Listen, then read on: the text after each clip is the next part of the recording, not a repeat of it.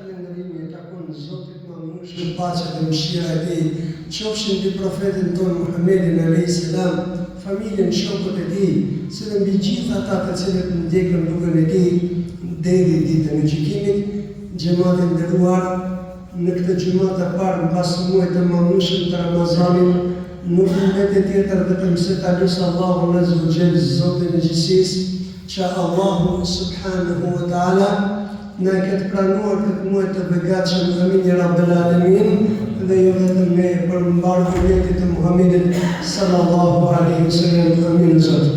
Të vëllezër të nderuar, në gjendjen e të cilën neve jemi, Zoti na fal të thirrën na mëngjesit tona dhe na i fal ato të cilat na mungon, tash Allah subhanahu wa taala në këtë xhumat të parë pas muajit të mëdhenj të Ramazanit, natyrshëm të shkon mendja të paktën tek ne hoxhallar, imamlar, tek thënia e Imam Malikut kur erdhën dhe pyetën dhe i thanë ja imam, nahnu wajadna qauman la ya'rifuna Allah illa fi Ramadan, kemi gjetë një popull që nuk e njohin Zotin vetëm se në Ramazan. Kur vjen Ramazani, mbushin xhamiat e tyre plot, kur vjen Ramazani lan haramet, kur vjen Ramazani kthehen kashi Allah të zogjel, kur vjen Ramazani vetëm punë të mira, me njëherë mbas Ramazanit ditën e nesërme ju kthehen avazit të tyre, e harrojnë Zotin e Madhërueshëm. Dhe Imam Maliku tha një fjalë të madhe, tha lajmëroja atë popull, thuaj ti populli që Zoti i Ramazanit është edhe Zoti i muajve të tjerë. Adhurohet Zoti vetëm në Ramazan, por adhurohet gjatë gjithë vitit. Andaj vëllezër të nderuar, pata dëshirë që me ju të ndaj një meselë shumë të rëndësishme të jetës së njeriu në jetën e tij do të ketë me sharia nefsie, do të ketë projekte të vetës së tij, projekte dinie të cilat ata e shënojnë në dunjë dhe në ahiret, se për projekte të dunjas tuaj vallahi më më të dishëm se sa unë, dhe s'kam sepse t'ju tregoj për projektet e juaja. Tregtarit nuk munden të hyjnë në tregtinë e tij, marrëveshjet nuk munden të flasë për zanatën e tij, për zanatën e tij, orë ndrejqësit nuk munden të foli se si duhet të ndrejqë orët e tija dhe secili për jush në zanatën e tij, në profesionin e tij. Vallahi është më dishëm se sa unë, amër el-mesharia dinije, këto projekte të dinje të cilat do të kemi ne secili prej nesh, për fat keq ne ngushtuar vetëm me muajin e mëdhenj të Ramazanit. Ditën e parë të Ramazanit unë do të fali taravih 30 ditë, nuk do të vi në xhami. Unë do të xhamoj 30 ditë të Ramazanit. Unë do të jap sadaka, unë 30 ditë të Ramazanit. Në një pas i Ramazanit kthehemi në avazën e vjetër. Andaj vëllezër të nderuar, këto projekte të cilat janë projekte dinie të fesë, se secili prej nesh, të dinit të secilit prej nesh, të afrimit tonë me Allahun azza wa jall, të secilit prej nesh, të ibadeteve tona ka që Allah të secilit prej nesh, janë në vërtet projekte të cilat duhet secili prej nesh të angazhohet në to dhe të përpiqet në to. Pejgamberi sallallahu alaihi wasallam, vëllezër të nderuar, më di koncepti më i gjabueshëm që mund të themi është që kur hyn Ramazan dhe dalim me tij është që ne po e falim Ramazanin, pa agjirim Ramazanin, po e falim taravih, ne kemi hyrë në xhenet të prej puna. Jo vëllezër. Pejgamberi sallallahu alaihi wasallam thotë, ndoshta në njëri prej jush nuk bën punë të mira derisa. Bën punë të mira derisa bejnë o bejnë xhenet, midis tij dhe xhenetit vetëm se shipër, një plan ose një krah, një hap me hyrë në xhenet. Fayasbiqu alayhi al-qadar, i kthehet kaderi i Zotit dhe fillon me bën duqia derisa hyn në xhenet Zoti na lut. E ka për gjenë libra të cilët bën punë të xhenemit derisa me dystyne, dhe xhenemi nuk mbetet vetëm një plan, ose një krah, ose një hap për me hyrë në xhenet. Fayasbiqu alayhi al-qadar, i kthehet kaderi dhe pastaj fillon të bën punë të mira derisa bëhet për banorët e xhenetit. Dhe i tha ja Rasulullah, atëherë pse më punon në kot? Përderisa jemi në kader Zotit, pse më punon kot?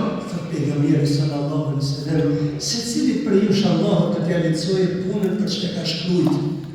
Është për banorët e xhenetit do të lehtësoj punën për banorëve të xhenetit, na bën Zoti për ty, na amin ya rabbel alamin. Është banorëve të zjarrit, do të lehtësoj punën për banorëve të zjarrit. Thuaj gjithë ditën ke frikë Zotit, thuaj gjithë ditën falë namazin, thuaj gjithë ditën jep zakatin, thuaj gjithë ditën agjërore, thuaj gjithë ditën fal taravih.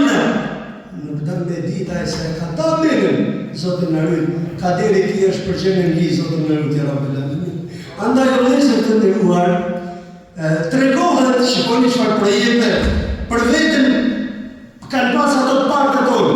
Tregohet se një prej dietarëve të mëdhenjit të Imam Ahmedit Hanbali, Imam Ahmed al-Hanbali, që ka pas emrin Abu Mansur al-Khayyat, thuhet që vazhdon me marrë frikë dhe vazhdon me marrë dijen e dietar dhe kur shkova të përmendsu Kur'anin, të këndusin me një Kur'anin të asaj zone, para se me vazhdu me lexu Kur'an, më thoshte, qila wa qal,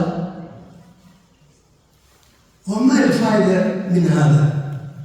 Thosha me vete, më tha, i thash, kanë thonë ulemat, pastaj të tjerë, argumentet të tjerëve, pastaj edhe më fund e mbyll të fjalin, çfarë fajde ka?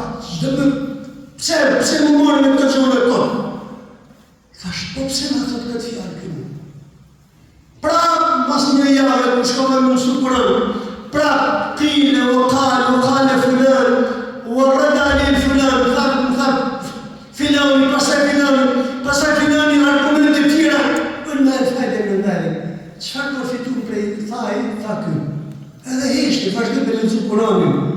Tha, e kuptova se ku e kishte fjalën ky dietari madh, që dietari tjenë me edukatën e tij, me moralin e tij, me zanin e tij, me fjalën e tij. Nuk është patjetër me bërtim të madhe, o minet për din, o minet për fe, o minet për namazin, me marrë davudhën me dalë në pazar. Ja, shikoni o vëllezër, urtësia ti dhe butësia ti, si janë ndryshe jetën ti dietari, thot, e kuptova qëllimin e këtij dietari. Më tha, mos u merr me fikë, se ka me qku jeta, ka thënë filani, merru me Kur'an me fjalën e Zotit. Thot, fastaqbaltu ala al-Kur'an. Fillova me lexu Kur'anin dhe ishte ndër projektet më të mëdha të jetës time. Ishte ndër projektet më të mëdha të jetës time. Se o vëllezër, thot Ibn Rajab al-Hanbali, thot Ibn Rajab, Fidelit Tabaqat, në një libër të tij ku përmend këto dietarë të mëdhenj, thot o vëllezër të nderuar, këti njeriu, thot për vetën e tij, për këti njeriu, thot sa e kishte këtë projekt jetës tij, i vit, 2 vit, unë do të fali vallaj hoxha, do të fali Ramazanin e taravih, vallaj, kemë pasi ka me qenë, më i mirë xhamati, i herë Ramazan, shikoni ky njeriu vëllezër, 1 vit, 10, 20, 60 vitet e jetës së tij, duke ja mësuar njerëzve Kur'anin fjalën e Zotit Allah. Dhe o vëllezër, thuhet, thot Ibn Rajabi, vetëm aty me fillestarëve, amun e nas, vetëm njerëzve të thjeshtë si puna jonë, xhamatli, thot prej tij kanë lexuar Kur'anin 70.000 veta, Allahu Akbar. 70.000 shakhs, 70.000 veta kanë lexuar Kur'anin të ky, lesa hafisa kanë zgjedhur, edhe sa dietar Kur'ani kanë dalë prej tij. E o vëllezër të nderuar, thot, Farruja fil-Meleun, kur e pa në ëndër mbas vdekjes së tij dhe e pyetën madhe fa'ala Allahu bik, çfarë ka bëu Allahu azza wa jall me ty? Edhe thot, ghafara li Rabbi, më ka falur Allahu azza wa jall, dhe kur e pyetën bina, në çfarë ka falë Allahu ty, që të ka bërë për i banorëve të xhenetit? Thot, më ka falë Allahu vetëm se ja u ka mësuar fëmijëve të vegjël Fatihan, subhanallah. Më ka falë Allahu vetëm se fëmijëve të vegjël ja u ka lexuar Fatihan, ja u ka mësuar Fatihan. Shikoj çfarë projekti dini vëllezër. 60 vjet, 70.000 njerëz që kishin lexuar Kur'anin, ato nuk u morën parasysh në kuptimin e fjalës se ishin tepër shtesë në punët e tij të mira. A ka falë Allahu vetëm se ja u ka mësuar fëmijëve Fatihan, subhanallah. Prandaj o vëllezër të nderuar, kur e kanë pyetur një prej dietarëve të ndaj qila al-Hasan, një prej dietarëve të hadithit i kanë thënë Hasanit, akoma vazhdon me lexu këtë me hadith, akoma shkruan hadithin, shikoni përgjigjja e tij o vëllezër. A kemi menduar një herë me thonë vetëve tonë, haxhirove Ramazanin, për ndoshta ky Ramazan nuk ka qenë për aty në Ramazanit e Zotit më falë, që Allahu më të ka futur në xhenet, Zoti më falë. Kur e kanë pyetur Hasan qila al-Hasan, تكتب الحديث، akoma vazhdon me shkruaj hadithin, ka thonë o vëllezër një fjalë të madhe, dritën mua në dërtoka për asaj fjalën, thot la'alla kalimatan,